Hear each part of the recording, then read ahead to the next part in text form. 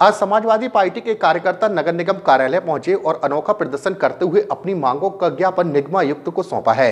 इस दौरान बड़ी संख्या में पार्टी के कार्यकर्ता व पदाधिकारी उपस्थित रहे। दरअसल कार्यकर्ता आई ड्रॉप लेकर पहुंचे थे और निगमायुक्त को ज्ञापन के साथ भेंट करते हुए कार्रवाई की मांग की। ज्ञापन के माध्यम से आरोप लगाया कि जबलपुर शहर में अग्निशमन विभाग पूरी तरह से लापरवाह व भ्रष्टाचार में लिप्त है। आए दिन अग्नि दुर्घटनाएं हो रही हैं, जिससे अभी तो माल का नुकसान हुआ है, लेकिन इसी तरह रहा तो वह दिन दूर नहीं जब जान का भी नुकसान होगा।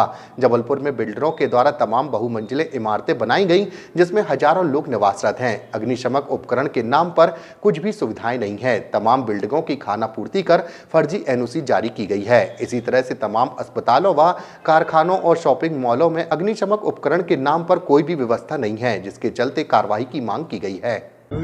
आज हम आई ड्रॉप लेके आए थे नगर निगम कार्यालय और नगर निगम आयुक्त को और पूरे विभाग को, जो भ्रष्टाचार जबलपुर में लगातार अग्निशमन को लेके चल रहा है, कि ये आई ड्रॉप वो अपनी आंखों में डालें और अपनी आंखें की दृष्टि सही करें। क्योंकि कहीं ना कहीं देखने में आया कि जमीनी स्तर पर जितने भी अस्पताल हैं, जितनी भी बिल्डिंग है, चाहे वो कॉमर्शियल हो चाहे रहवासी हो, तो इन सब में जो जमीनी स्तर पर इनको जांच कर एनओसी जारी करनी थी, पर किसी भी प्रकार की इस तरीके की वो नहीं की गई है, जिसको लेकर आज समाजवादी पार्टी ने ज्ञापन सौंपा। ज्ञापन के माध्यम से आई ड्रॉप भी दिया अधिकारियों को और ये कहा है कि जमीनी स्तर पे आप अस्पतालों में जाकर मॉक ड्रिलिंग कराइए, बिल्डिंगों में कराइए, अपार्टमेंटों में कराइए, क्योंकि आने वाले समय में जिस प्रकार से दुर्घटना हो रही है हमारी आंखों के सामने देखने में मिल रही है, हमारे जिले में हो रही है, दूसरे प्रदेशों में हो रही है, तो इस तरीके की पुनरावृत्ति ना हो, जिसको लेकर समाजवादी पार्टी ने आज ज्ञापन सौंपा है। और अगर आने वाले समय में ये इस तरीके की वो नहीं करेंगे तो हम स्वयं जाकर जमीनी स्तर पर मॉक ड्रिल करेंगे। देखिए, मुख्यतः इनका ये कहना है कि शहर में अभी आगजनी की 2 घटनाएं हुई,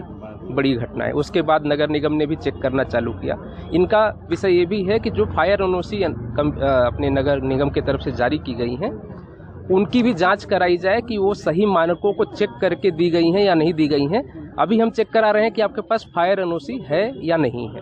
तो इनकी मांगों को ध्यान में रखते हुए हम जो 89 करीबन हॉस्पिटल इन्होंने बताए हैं, सीएमएचओ से हम उनकी जानकारी लेके उनको व्यक्तिगत रूप से जांच कराएंगे कि वो फायर एनओसी प्राप्त किए हुए हैं या नहीं किए हुए हैं, फायर एनओसी के मानकों को पूरा करते हैं कि नहीं करते, बिल्डिंग परमिशन उन्होंने ली है कि नहीं, ओवरऑल क्या वह हॉस्पिटल सुरक्षित है। क्योंकि हॉस्पिटल एक बहुत सेंसिटिव जगह है, जहां पे बिल्डिंग सुरक्षित होना एक